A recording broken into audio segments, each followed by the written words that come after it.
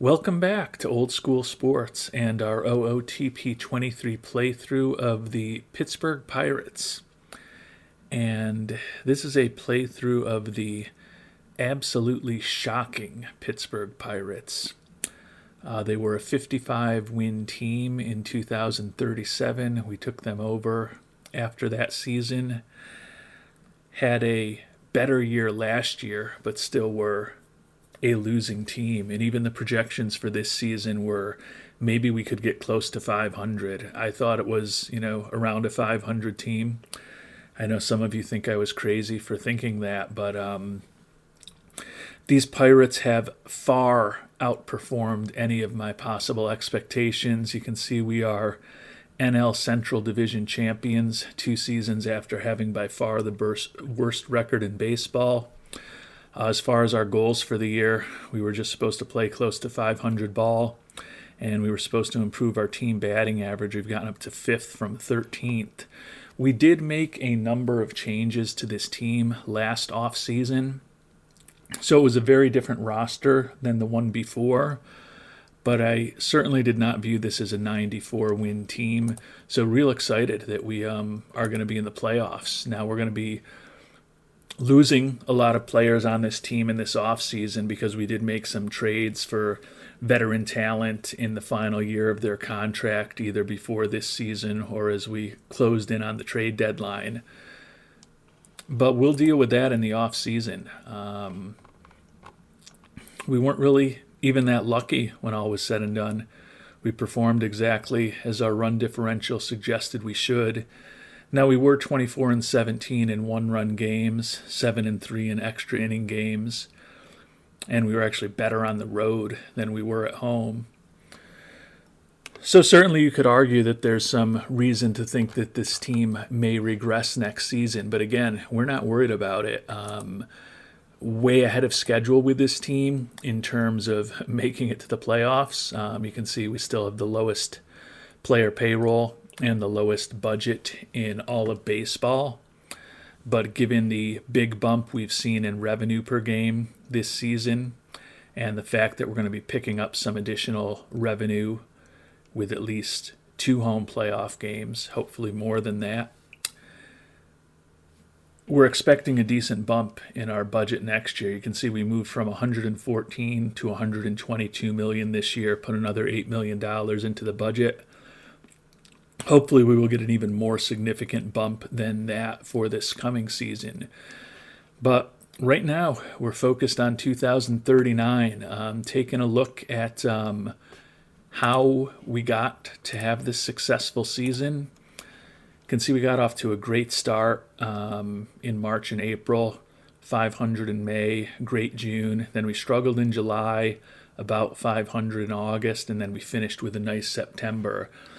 But we were tied for 6th in the National League in runs scored after having one of the worst offenses in the league last season. More importantly, we were 1st in the National League in runs allowed. And honestly, with the exception of one pitcher we added, free agent Bobby Gonzalez, all 4 of these other pitchers were on our team last year. The one big thing we really did is we focused in the offseason on significantly improving our defense. And we went from being one of the worst defensive teams in the National League, I think actually the worst defensive team in the National League last year, to, as you can see, one of the best defensive teams. And I think that was a significant factor in our pitching performing a lot better this year than last year because as I mentioned, 4 of the 5 starters are exactly the same guys, and they all had much better seasons this year. And certainly having a better offense helps also. But excited to see what we do in the playoffs. We do have a first-round bye. We got the 2nd best record in the National League among division winners. So we are going to get to sit around, rest up, and get healthy over the next couple days. And then we'll find out exactly who we're going to face. No injuries right now except Omar. And for 3-quarter Badger, I will now pronounce this correctly, Omar Gaona. out for another day with mild shoulder inflammation. So the expectation is that he will be back and ready for the playoff series. We'll need to start figuring out what our playoff roster is going to look like. But we will focus on that as we get closer to our actual playoff series. And obviously things can potentially change with injuries, but we did go with the familiar setup for any of you who watched our Kansas City Royals playthrough. Changed the playoff roster to 12 pitchers and 14 position players to give our manager a little more flexibility with pinch hitters and pinch runners and defensive substitutes, given that we've got the off days of a playoff series to hopefully save the pitching staff. So we removed Olivio Lantara, who had a solid year for us. Only pitched 23 games, but a 3.20 ERA over 39 and a third innings pitched. Kind of obviously based on his usage, a long reliever and one of the guys who wasn't used all that frequently, but certainly profiles as a very average-ish major league pitcher. We took Lantara off the roster, and that allowed us to keep up the youngster Andres Mendez. Had a nice year for us in AAA this year. Did not hit much in the month of September when we called him up. But we don't have a lot of left-handed bats on our team. He won't be in the starting lineup, but the hope is that the 25-year-old can potentially get some big pinch hits for us off of right-handed pitching in clutch situations in the coming weeks. And we'll be going with a 4-man rotation for the playoffs. Santana, Gotti, and then the two lefties, the free agent acquisition Bobby Gonzalez, and then Marco Estrada, who we've had with us a couple years after trading for him from Kansas City. And that means that Heriberto Rosales, who pitched 219 and 2/3 innings in the regular season with a 3.44 ERA and a team best 17 wins, moves into our bullpen. It was a really big year for this Pittsburgh starting rotation. And taking a look at the playoff tree, our old team, the Kansas City Royals, back in the playoffs, but not as a division winner. It looks like the Tigers won the AL Central this year. The Royals facing off against the Red Sox for the opportunity to face the Yankees. And the Mets and the Diamondbacks will be meeting one another to see who we will be hosting in the NLDS in Pittsburgh. And it looks like 3 of the 4 wild card series were sweeps, with Boston, Houston, and Arizona all sweeping their series, and the Nationals taking a hard-fought 2-1 series win over the Reds. So the Pirates will be hosting the NL West champion Arizona Diamondbacks. You can see the Diamondbacks 89 and 73, so they were 5 games worse than the Pirates this season. But they did take the season series from us, 4-3. They've got a better offense than us, scored 748 runs, 4th in the National League. So we're going to have to hope that our excellent pitching staff continues to be a strength. They have a pretty average pitching staff, and we have a pretty average offense. So it'll be interesting to see which team is able to score more runs. So we are ready for Game 1 of the playoffs in the Pittsburgh Pirates' unexpected return to the postseason. Our ace, 25-year-old Tony Santana, was 11-9 this year with a 3.16 ERA. Missed several weeks with some injuries, but looks to be healthy now. He is an excellent young pitcher, was the Pirates' #1 pick back in 2033. He's been the most consistent pitcher on our team, and you can see he was actually even respectable last season when most of the rest of our rotation was a disaster, but seems to have benefited from the better defense behind him that we put together this year. He'll be going against Victor Paulik from Arizona. 27-year-old was 7-7, 3.28 ERA, 186 strikeouts in 151 innings. You can see his stuff is really good. Has a nasty changeup to mix in with a solid cutter, a good forkball, and a mediocre slider. 2.8 WAR for him on the season and a 2.83 Sierra. So certainly probably one of the better pitchers matchups that we're going to see with our ace against a pretty solid pitcher from the Diamondbacks. And the Diamondbacks with a 6-2 win on the Pirates. Santana took the loss. You would assume it was a pretty rough game for him. Wasn't horrible. 4 earned runs over 6 2/3, scattered 9 hits, walked 1, struck out 9, but certainly was not vintage Santana. Jaden Daniels, who's a guy that we picked up at the trade deadline. You can see he had a 1.80 ERA and 15 innings pitched for us after we picked him up, but was not effective either. And then Melvin Vasquez, who's the other pitcher that we picked up at the trade deadline, was not as effective for us with a 6 ERA over just 3 innings pitched as a left-handed specialist. Kind of a quirky stat there. He did get the 2 batters that he faced out, but not a lot of offense from Pittsburgh. You can see just 8 hits and only 1 extra base hit with a double from Jim Kager. Young superstar Isaiah Hill was 1 for 4, struck out twice and left 4 on base. So not the best playoff debut for the almost certain NL Rookie of the Year and a definite strong candidate for National League MVP. So we will move on to Game 2, hope for better results tomorrow. Ricky Gotti on the mound for Pittsburgh probably has some of the nastiest stuff on the team with a really good slider and changeup.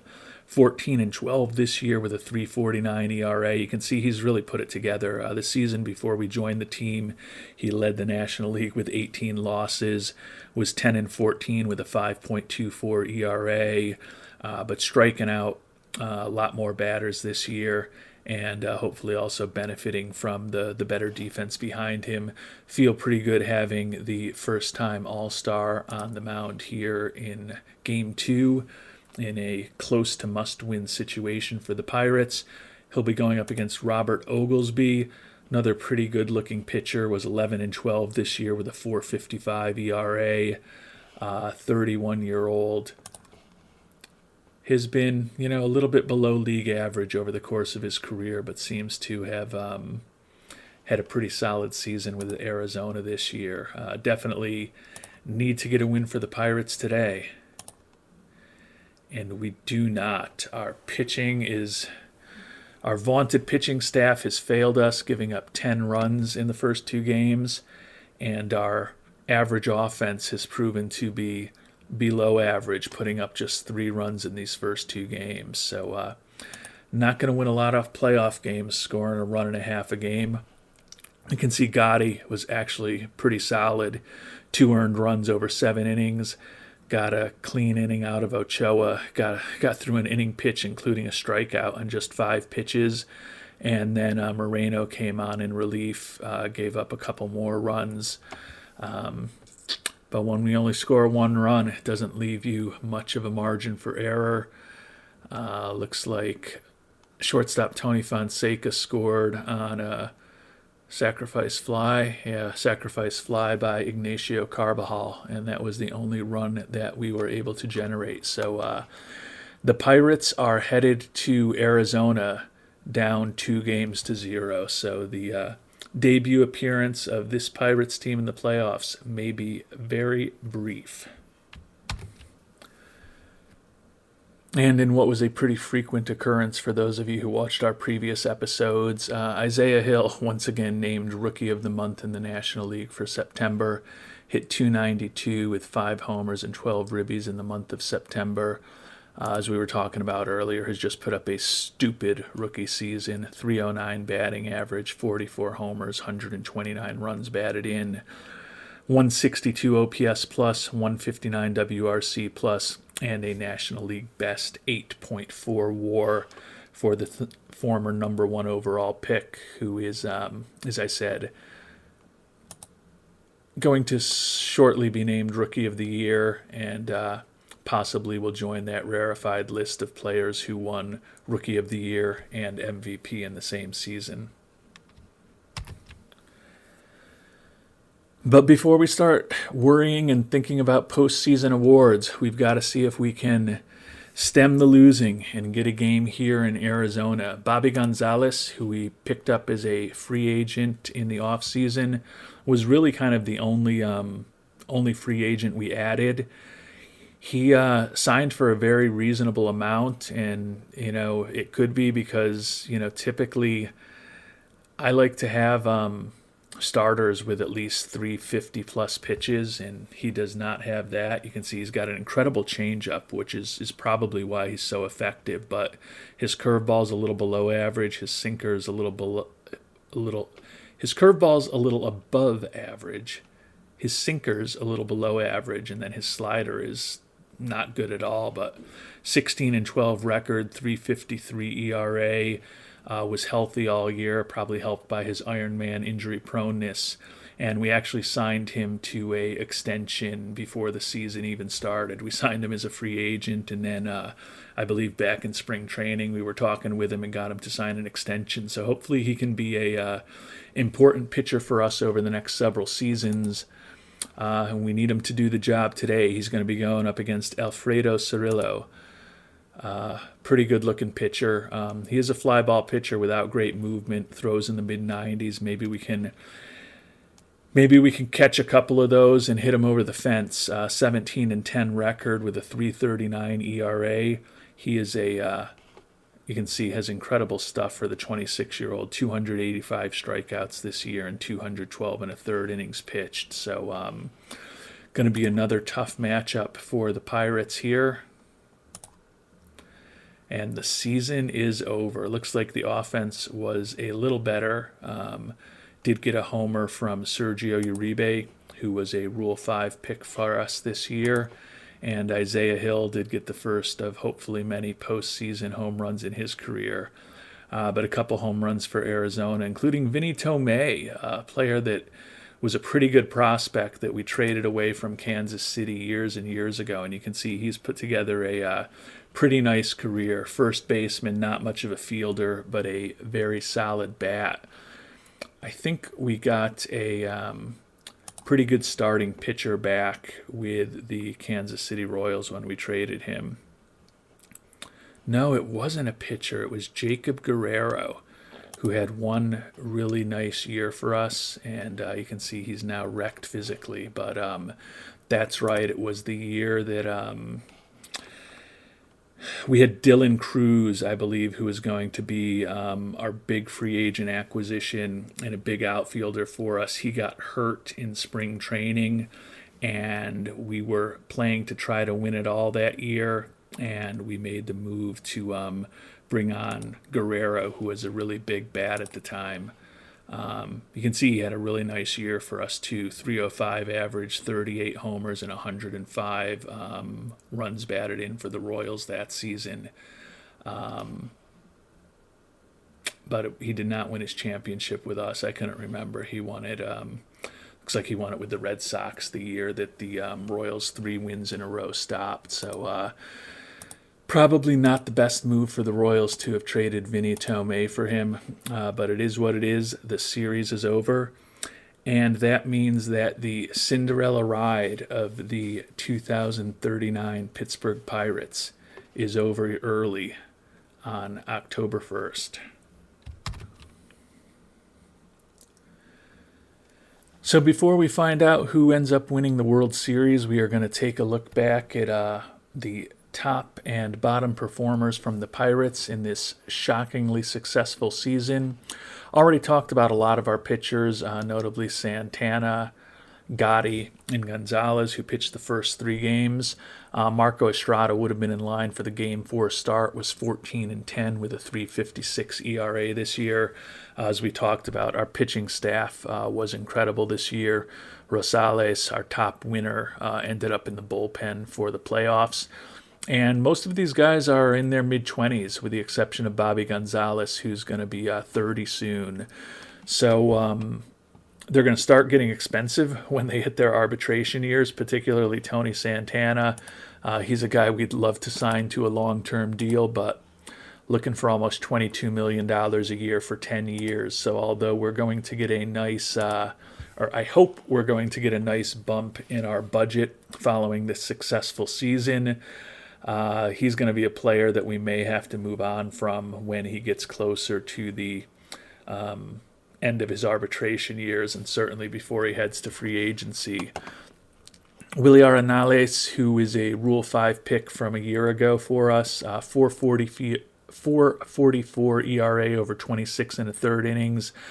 We talked about Jaden Daniels, right-hander that we picked up before the trade deadline. Unlikely he'll be back with us as he's heading to free agency. We're probably not going to have a ton of money to spend. Similar story for Melvin Vasquez from the left-hand side, who we talked about. Omar Gaona, nice year for us, 38 strikeouts and 38 and a third innings pitched, but put up a 4.23 ERA, only pitched 23 games.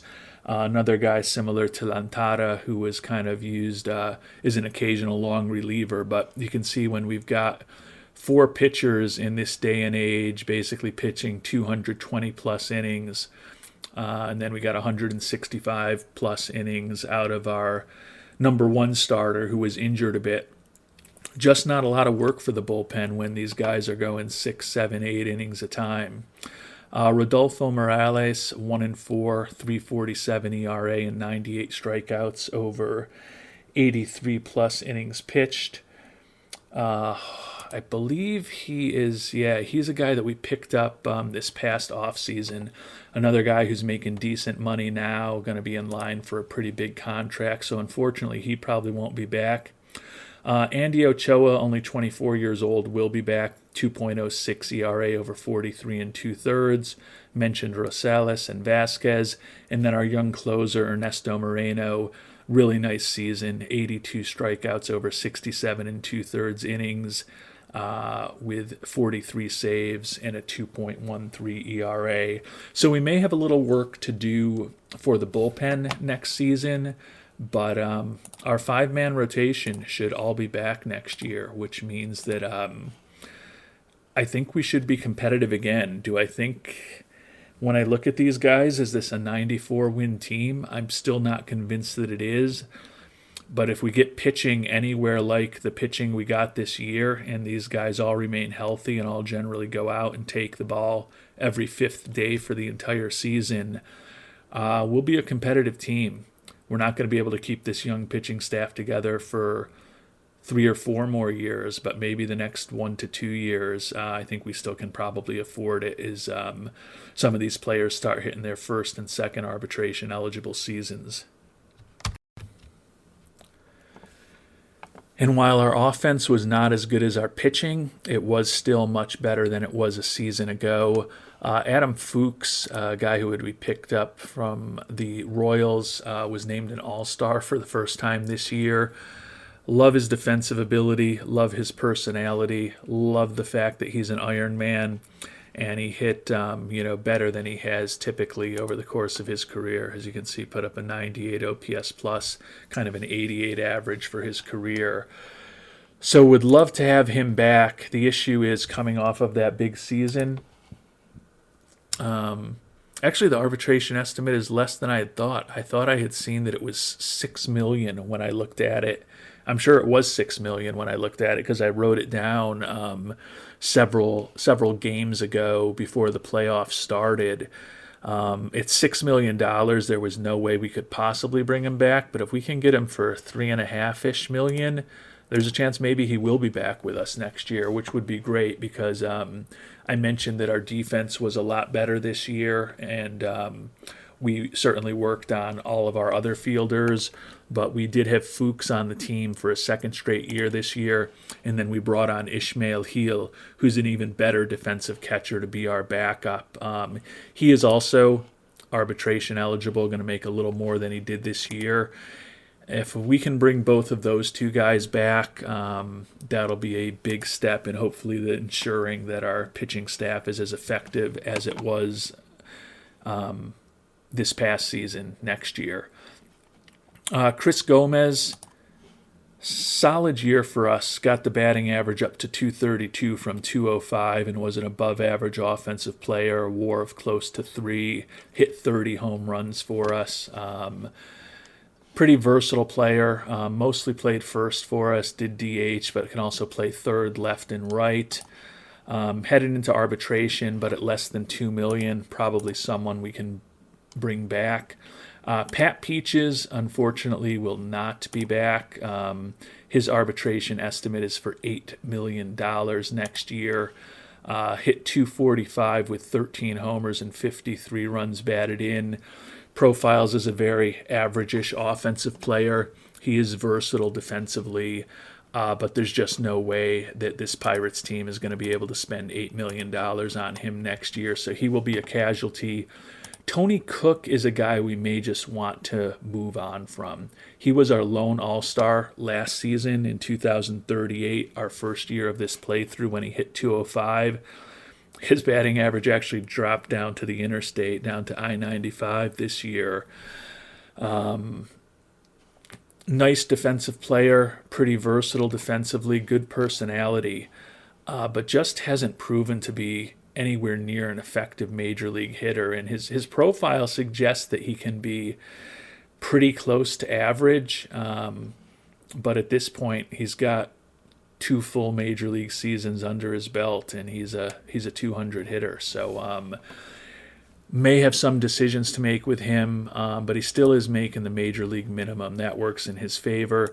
Dave Urquiza, utility infielder for us, did end up starting 107 games, although he wasn't starting by the time we got to the playoffs. We did get Kansas City to retain a chunk of his contract when he came to us. And several years ago, when Texas traded him to Kansas City, we got them to retain a chunk of his contract. So although his number next year is $9.1 million, the Pirates are actually only going to be responsible for 30% of it. So he will hopefully be back and hopefully can replace Peaches. Did hit close to 250 with 22 home runs. Jim Kager, third baseman. This is a guy who also will be back, or I thought he would be back with us next year. Oh yeah, he's arbitration eligible. Yeah, about $4 million. I think we can probably fit in Kager. Pretty solid defensive third baseman. 224, 15 homers, 68 runs batted in. Not an exceptional hitter, and you can see just a barely above average WAR. Maybe we should consider not giving him that arbitration money, but with the fact that we're definitely going to be losing Peaches and may also look to move on from Cook, a little stability would not be the worst thing in the world. And then Tony Fonseca, our excellent defensive shortstop, will be back. Another guy that we picked up from Kansas City, and they're taking a good chunk of his contract, although we're going to be paying him $5.5 million next year. Probably will be his last year with the Pirates. He'll be turning 31 by the end of next season, and the option is $10.5 million. And with the team option, we unfortunately won't be able to be getting any money from Kansas City on that. So we'll enjoy the excellent defensive shortstop who's an Iron Man for one final season this coming year at $5.5 million. And then we're going to need to find somebody else. He kind of had a pretty weak hitting season for him, batting just .216. You can see he still put up a positive WAR thanks to his good defense. Moving on to the outfielders, Victor Avellar was our big trade for a position player before the trade deadline. Not particularly effective for us. Batted just .187 with 9 homers and 187 at-bats. Is kind of just a feast or famine home run hitter at this point. He is going to be headed into free agency. You can see he made $11.5 million this year. Unless his demand is a lot lower than that, he's a guy that we're going to have to move on from a second time since we traded him away last year before bringing him back this season. Sergio Uribe was a Rule 5 draft pick we picked up from the Phillies this past offseason. Kind of a utility outfielder for us, although he did end up starting 91 games. Hit .310, not a ton of power, at least on home run power with 9 homers, but he did drill 30 doubles thanks to that plus gap power and decent speed. Looks like he is also going to be a free agent after this year, so probably unlikely that Uribe will be back. But, if Avear or Uribe have reasonable contract demands, conceivably one of them could be back. Common theme, Ignacio Carbajal, a guy we traded for last offseason on the final year of his deal, was a really good center fielder for us. You can see pretty solid defensively. Hit 277, 10 home runs, 29 doubles, put up a WAR of almost 2 for us. He was a guy who was making a ton of money, but the Nationals, we gave up some prospects, and they kept his contract for that final year. But I believe he's looking for similar money next season. So you can see we're going to have some holes in the outfield to fill. One of them probably will get filled by Jordan Owens. He was our starting center fielder a year ago. Lost that position to Carbajal, but he is a guy who's only going to be making a little over $1 million likely through arbitration. Also pretty good defensively. Not much of a bat, hit just $178 this year. Hopefully we can get a little better offense from him next season when he could conceivably be our starting center fielder again. Isaiah Hill, what more is there to say? He's going to be the National League Rookie of the Year. Of that, I have no doubt.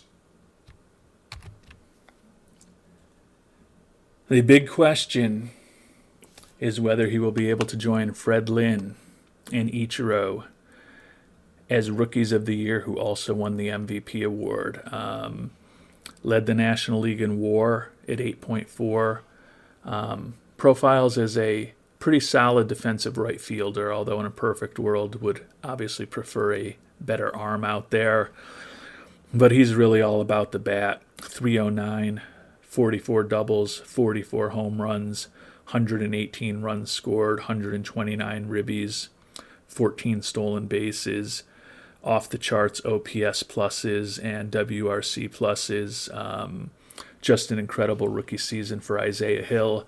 Obviously, he will be back next year. We're going to enjoy the next 2 seasons when we have him at the major league minimum.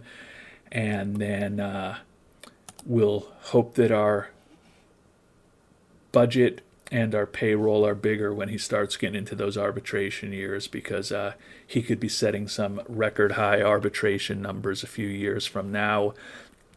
And then with the likely departures of most, if not all, of Avear, Uribe, and Carbajal, Andres Mendez, who we talked about earlier in the episode, didn't hit much in a September call-up, will finally get to be a full-time major leaguer for us next year.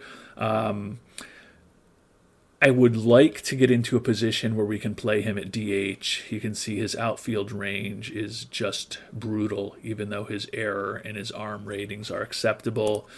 Similarly, his infield ratings are just brutal, except for his arm. Not a particularly good first baseman, not even a very good left fielder. If we have to play him in left, we will. Again, we don't have a lot of left-handed bats on this team, so there is some reason to try to get that bat into lineup every day next year. But my hope, and as we've talked about, best case scenario right now is that we have Owens in center, Hill in right next year. So we're going to need to find a left fielder. If we can find a decent left fielder for a pretty low price, then potentially we can have Mendez be our everyday designated hitter, where we'll only get the benefit of his bat, and he won't be doing any damage to us in the outfield. Because as I talked about, I think improving our team defense was a critical factor in getting much better pitching results this year, and I really would prefer not to have Mendez out there every day in left field mucking things up. We already kind of touched upon the runs scored and runs allowed stats at the start of the playoffs. Kind of mixed results, but better for the team in terms of the offense, as I talked about with the outfielders that we're going to potentially losing Pat Peaches and potentially losing a catcher.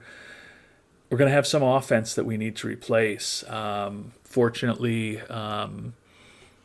we're not going to have to do anything to our starting rotation. We may need to find a reliever or two in the offseason, which should be relatively economical. And you can see our pitching staff was in the top handful of top handful in the National League in just about every category. A little weaker in walks and strikeouts, but still above average. And as I talked about earlier at this episode, improving our team's defense, and to a lesser extent improving our team's base running and speed on the base paths were contributors to a surprisingly successful season on the field for the Pirates here in 2039. So now that we've reviewed the nice season that these Pirates had and kind of even started thinking about at a very high level of what we might need to do, probably not too much with the pitching, but a lot with the batting, especially in the outfield. We are going to quickly sim through the playoffs to get to the most important day of the year for a team like the Pirates that is still technically in a rebuild, but most importantly in a situation where we've increased revenue a bunch. We've increased fan interest with those the playoff revenue that we've picked up. We're going to have a very profitable season for owner Bob Nutting, and we're also going to achieve all of his goals, some of them a couple years ahead of time. That most exciting day of the year that will be coming when the season ends is the day when we will find out how much, presumably bigger, our budget will be next year than it was this year. Better than opening day, better than Christmas, better than your birthday. The best day of the year is when you get some more money to spend. And it looks like the 2039 World Series is going to be the Houston Astros against the Arizona Diamondbacks. Go Diamondbacks! And they are banging on some trash cans in Texas as the Houston Astros are your 2039 World Series champions. And with the World Series now complete, we've made it to the most exciting day of the year when we will find out what our new budget is. You can see we're going to have a number of personnel leaving, which is fine. These are all players or coaches who have been with us for the first two seasons of our playthrough. They weren't so horrible that we felt the need to fire them and kind of incur the double costs, but they also weren't so great that we wanted to keep them around. So we're going to have a lot of coaching positions to fill this coming off season, including our trainer at the major league level. We let Tony Lynch, who is a very respectable but not exceptional trainer, go. You can see we actually had him back in Kansas City about a decade ago when we used him as a stopgap guy. I think we can probably find someone with a similar profile if we need, but the hope is obviously that there's a exceptional trainer out there for the Pirates. But reviewing our season goals with Mr. Nutting, didn't expect us to make the playoffs, but he's happy we did. Thrilled with our improvement in batting average, liking what we've done with attendance, and very happy that we completed the challenge. So he's delighted with our performance, but wants to see more from the team. Dude, we went from 55 wins in the worst team in baseball to 94 wins and a division championship in 2 seasons, despite you keeping us with the lowest budget in the entire game. What more do you want to see? Well, he wants us to reach the playoffs, upgrade at third base, improve our on-base percentage, re-sign Rodolfo Morales, reliever who's going to be a free agent, acquire a Gold Glove winner, and reach the World Series in the next 5 seasons. Yeah, that sounds very achievable with the lowest budget in baseball. So what's that new budget going to look like?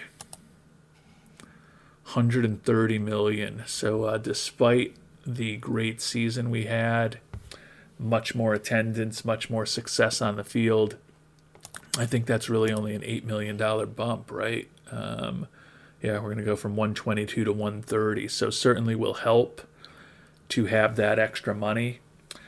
But we don't really have the ability to do anything with it right now. You can see with the money for free agents and extensions, we don't have any money available right now because our player payroll has climbed by about $25 million due to the fact that we're going to be having some big arbitration numbers. I mentioned Pat Peaches at $8 million is going to be hard to keep since we now have to upgrade at third base. I don't know if we're going to want to keep Jim Kager or not. So we've got some decisions to make. And Tony Santana starting to get into the expensive arbitration years, close to $4 million this coming year. But obviously that's a lot better for the Pirates than the $21-22 million he's looking for if we sign him to a long-term contract. But these young Pirates are already starting to get a little more expensive, and I think that kind of documents what the challenge is with this team. We basically blew away every goal ownership had given to us. We had a way more successful season than we ever could have hoped for, and we only got an $8 million bump to our budget, even though the team made a profit of almost $34 million last year. So the penny pinching ways of Mr. Nutting certainly not going to help us. And he expects us to be back in the playoffs next year. Upgrade at third base, improve on base percentage, and give a contract to Rodolfo Morales. Yeah, I wonder what Morales is going to be looking for. He was making almost $5 million last year. Yeah, he's a reliever who's only looking for $18 million a year for 4 years. But you boosted our budget by $8 million. We already have no money to spend. And you want me to sign a reliever who's looking for $18 million a year. And that's why, despite the dramatic success we've had in our first 2 seasons running this franchise, why this is still going to be a crazy fun and a crazy wacky challenge, because we've got some really good young pitchers. We've obviously got a brilliant young player in Isaiah Hill, but in I think, going from $114 million to $130 million in 2 seasons is really nice progress, but we're not going to be cranking up that budget and the player payroll fast enough to keep up with keeping all of the players that we want to keep on our team. So looking forward to figuring out what we can do in this upcoming offseason to keep things as competitive as possible and hopefully get back to the playoffs. I don't think this was a 94-win team. We're going to be losing a lot of players off of it. A lot of the other players are going to be getting more expensive, so we're not going to have a ton of money to fill some holes unless we pull back on our scouting and development budgets, which we could conceivably do. We could definitely consider that. But then that is going to, kind of slow the pace and slow the quality of the development of the guys that we're going to need to be coming up through our farm system to replace the guys that we can't afford to keep. So it's definitely an interesting cycle that trying to run a team like the Pirates makes you deal with, and it's going to be fun to see how we do with it over the next couple years. And we'll find out how the 2039-2040 offseason begins in our next episode. And we're also going to find out if Isaiah Hill can win an MVP award as a rookie in that next episode. Until then, thanks so much for watching, and hope you have a great day.